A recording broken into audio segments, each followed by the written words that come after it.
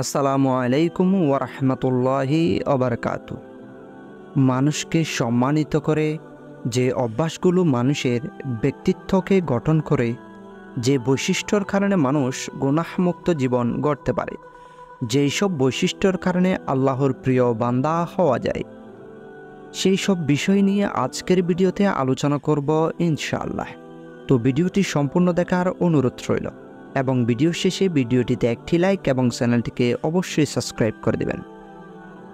আল্লাহকে ভালোবাসা অনস্তিত্ব থেকে অস্তিত্ব এনেছেন। প্রতিকূল ও অনুকূল পরিস্থিতিতে তিনি আমাকে লালন পালন করেন। প্রতিনিয়ত যার হাজারো নিয়ামত আমি ভোগ করি, তিনি আমার রব, তিনি আমার আল্লাহ। তার বিধিবিধান মানা ও তার হুকুম মতো জীবন পরিচালনা করার মাঝেই সবার কল্যাণ। মুমিন হৃদয়ে আল্লাহর প্রতি ভালোবাসা তার অনুগত্য ও অনুসরণের পথকে সুগম করে দেয়।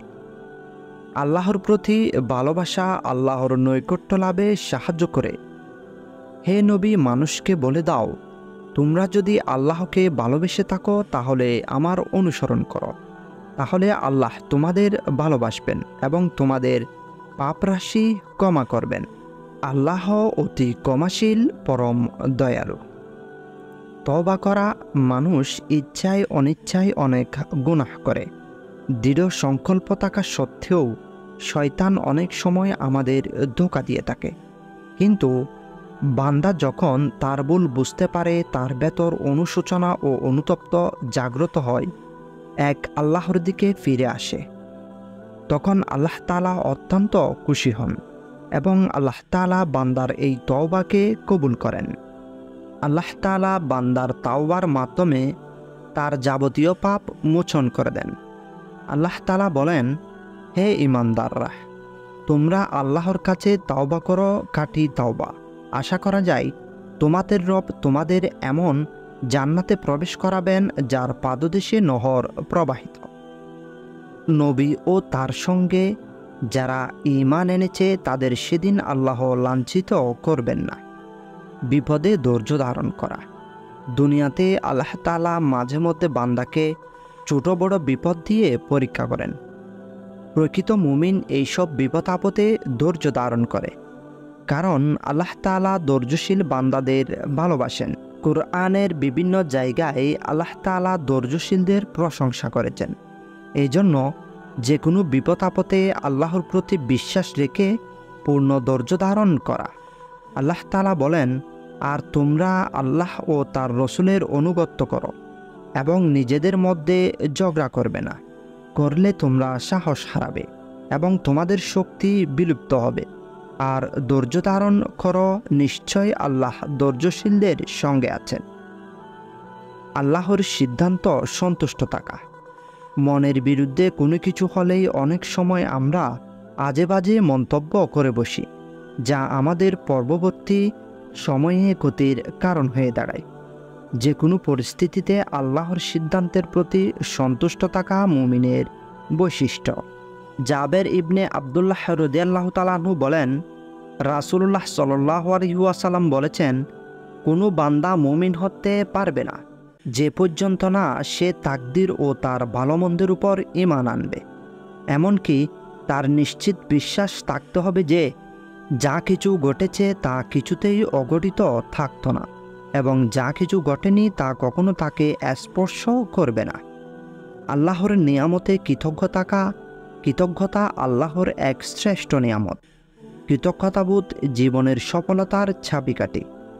আল্লাহ তাআলা যাদের এই নিয়ামত দিয়েছেন তাদের অনেক কিছুই দিয়েছেন।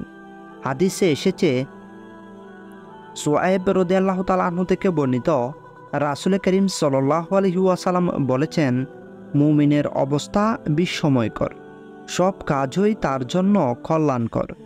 মুমিন ছাড়া অন্য কেউ এই বৈশিষ্ট্য লাভ করতে পারে না। তারা সুখ শান্তি লাভ করলে কৃতজ্ঞতা আদায় করে, আর অসচ্ছলতা বা বিপদাপদে আক্রান্ত হলে ধৈর্য ধারণ করে। প্রত্যেকটাই তার জন্য কল্যাণকর। আশা ও ভয়ের মাঝে ভারসাম্য থাকা মুমিন সব সময় আশা ও ভয়ের মাঝামাঝি থাকবে। অত্যাধিক বীতসন্ত্রস্ত হওয়া কিংবা অধিক আশাবাদী হওয়া কোনোটাই কাম্য নয়, বরং এই দুইয়ের মাঝে ভারসাম্য থাকবে।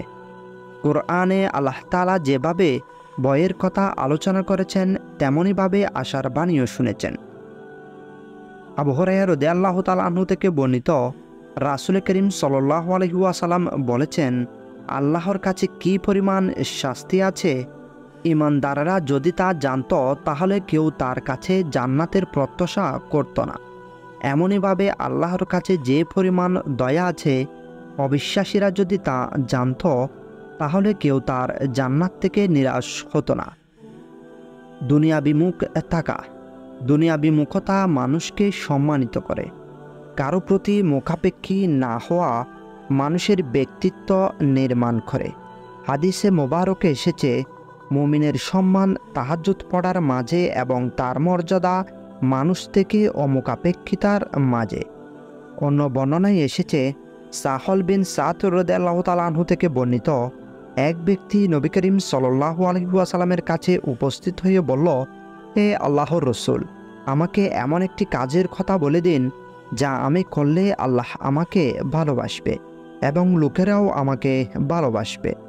রাসূল করিম সাল্লাল্লাহু আলাইহি ওয়াসাল্লাম বলেন, তুমি দুনিয়ার প্রতি অনাসক্তি অবলম্বন করো, তাহলে আল্লাহ তোমাকে ভালোবাসবেন। মানুষের কাছে যা আছে তুমি তার প্রতি অনাসক্ত হয়ে যাও, তাহলে তারাও তোমাকে ভালোবাসবে। প্রতিটি আমলে ইখলাস থাকা। যে কোনো আমল আল্লাহর কাছে গ্রহণযোগ্য হওয়ার মাপকাঠি ইখলাস। ইখলাসবিহীন কোনো আমলই আল্লাহর কাছে গ্রহণযোগ্য নয়। আল্লাহর অনুগতশীল বান্দার প্রথম কর্তব্য তার নিয়তকে পরিশুদ্ধ করা। রাসূল করিম সাল্লাল্লাহু আলাইহি ওয়াসাল্লাম বলেছেন, কাজ এর প্রাপ্য নিয়ত অনুযায়ী হবে, আর মানুষ তার নিয়ত অনুযায়ী প্রতিফল পাবে। তাই যার হিজরত হবে ইহকাল লাভের অথবা কোনো মহিলাকে বিবাহ করার উদ্দেশ্য, তবে তার হিজরত সেই উদ্দেশ্যই হবে যে এই জন্য সে হিজরত করেছে। বিনয়ী হওয়া। বিনয়ী এমন একটি গুণ যা মানুষের ভালোবাসা টেনে আনতে সক্ষম। বিনয়ী ব্যক্তির জন্য আল্লাহ তাআলা মানুষের দিলে ভালোবাসা ঢেলে দেন, কারণ বিনয়ের মূল্য আল্লাহর কাছে অনেক বেশি। আলা ইবনে আব্দুর রহমান রাদিয়াল্লাহু তাআলা আনহু থেকে বর্ণিত, আল্লাহর পথে সদকা করলে সম্পদ কমে না, কমা দ্বারা সম্মান বৃদ্ধি হয় এবং নম্রতা প্রদর্শনকারীর মর্যাদা আল্লাহ তাআলা বাড়িয়ে দেন। সৃষ্টিজীবের প্রতি সদাচরণ করা। সদাচরণ ইসলামের মৌলিক সৌন্দর্য ও অনুপম আদর্শ। যারা উত্তম চরিত্রের অধিকারী তারা সব সৃষ্টিজীবের সঙ্গে সুন্দর আচরণ করে। উত্তম চরিত্রের মাধ্যমে মানুষের ভেতরের সৌন্দর্য ফুটে ওঠে। মানুষের প্রতি দয়া, সুন্দর আচরণ, ভালো ব্যবহার মানুষকে সম্মানের আসনে অধিষ্ঠিত করে। আবু যর রাদিয়াল্লাহু তাআলা আনহু বলেন, রাসূল করিম সাল্লাল্লাহু আলাইহি ওয়াসাল্লাম আমাকে বলেছেন, তুমি যেখানেই থাকো আল্লাহ তাআলাকে ভয় করো, মন্দ কাজের পরপরই ভালো কাজ করো, তাতে মন্দ দূরীভূত হয়ে যাবে এবং মানুষের সঙ্গে উত্তম আচরণ করো।